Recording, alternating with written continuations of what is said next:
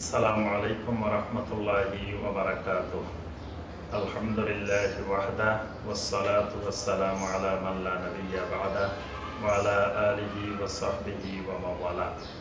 সম্মানিত ভাই ও বোনেরা, অনেক সময় আমাদেরকে ওযুর পরিবর্তে তায়াম্মুম করতে হয়। তো অনেক সময় গোসলের পরিবর্তেও তায়াম্মুম করতে হয়, কিন্তু তায়াম্মুমের সঠিক নিয়মটি আমরা অনেকেই জানি না। সুন্নত নিয়মে কিভাবে তায়াম্মুম করতে হয়, তো অনেক সময় বই পড়েও আমরা ভালোভাবে বুঝতে পারি না। এজন্য আজকে আপনাদেরকে সরাসরি দেখিয়ে দেওয়া হবে যে কিভাবে সুন্নত পদ্ধতিতে নবী সাল্লাল্লাহু আলাইহি ওয়াসাল্লামের তায়াম্মুমের মতো তায়াম্মুম করতে হয়। তো প্রথমে আমরা তায়াম্মুম সংক্রান্ত কিছু মাসালা বলি, এরপরে আমরা সরাসরি তায়াম্মুমের পদ্ধতিটি আমরা দেখিয়ে দিব ইনশাআল্লাহ। তায়াম্মুম এটি শরীয়তে স্বীকৃত এবং এটি কোরআনে কারীমের আয়াত নাযিল করে আল্লাহ রাব্বুল আলামিন তায়াম্মুমের বিধিবিধান বর্ণনা করে দিয়েছেন। সূরা আল মায়েদার 6 নম্বর আয়াতে আল্লাহ রাব্বুল আলামিন বলেন, ফালাম তাজিদু মাআন ফাতায়াম্মামু সাঈদান তাইয়িবান ফামসাহু বিউজুহিকুম ওয়া আইদিকুম মিন।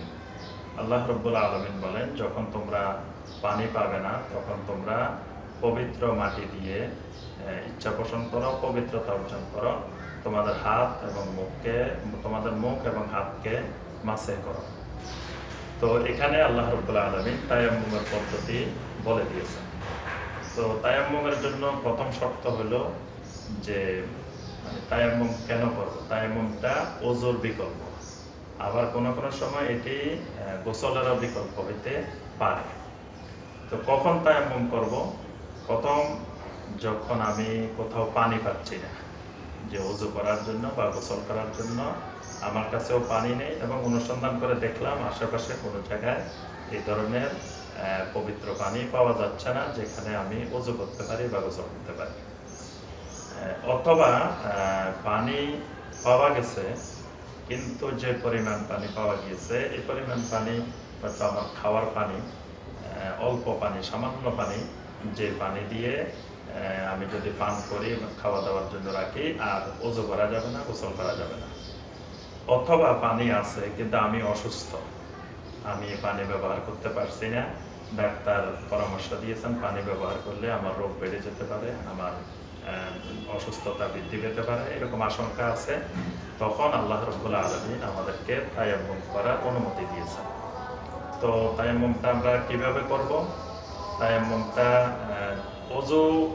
ওযুর বিকল্প, কিন্তু এখানে মাত্র দুইটি কাজ করলেই, দুইটি কাজের মাধ্যমে তায়াম্মুম হয়ে যায়।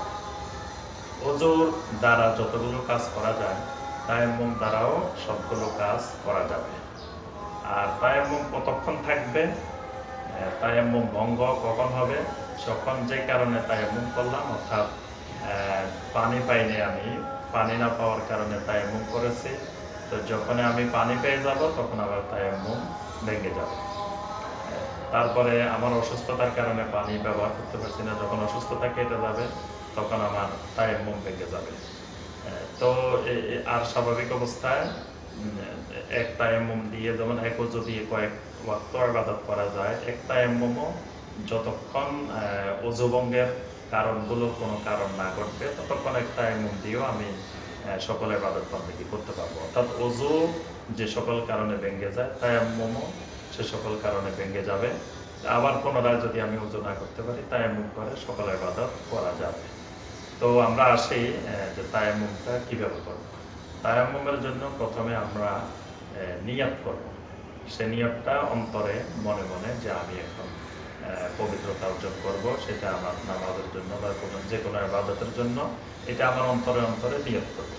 নিয়ত করার পরে বিসমিল্লাহ বলে দুইটি হাতকে মাটি অথবা মাটি জাতীয় বস্তুর উপর, প্রথম কথা হলো মাটি হতে হবে, মাটি যদি না থাকে তাহলে মাটি জাতীয় বস্তু, মাটি জাতীয় বস্তু বলতে সেটা কংকর হতে পারে, সিমেন্ট হতে পারে, পাথর হতে পারে, এই বালি হতে পারে, এগুলো মাটি জাতীয় বস্তু।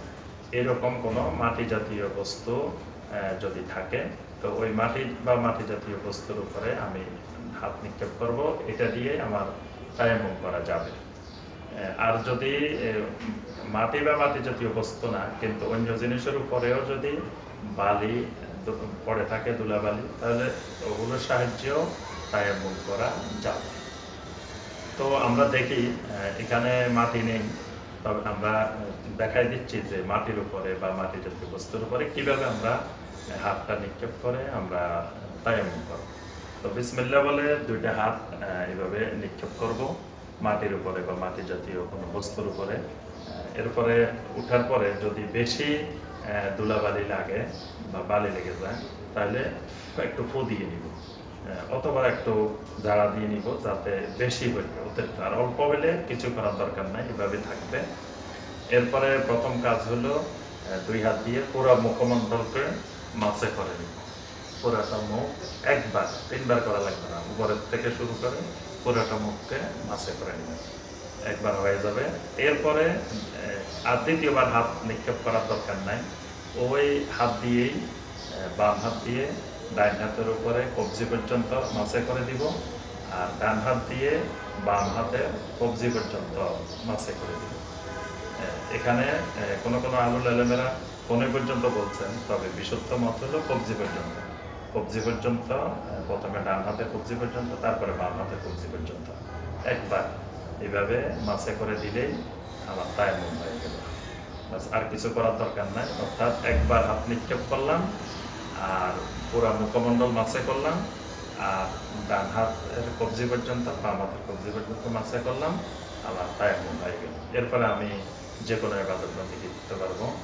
তো এই সহজ পদ্ধতিটি আমরা অনেকে বিভিন্ন সময় না জানার কারণে ভুল করে থাকি। আল্লাহ রাব্বুল আলামিন আমাদের সবাইকে সঠিকভাবে তায়াম্মুম করার তৌফিক দান করুন। আমিন ইয়া রাব্বাল আলামিন।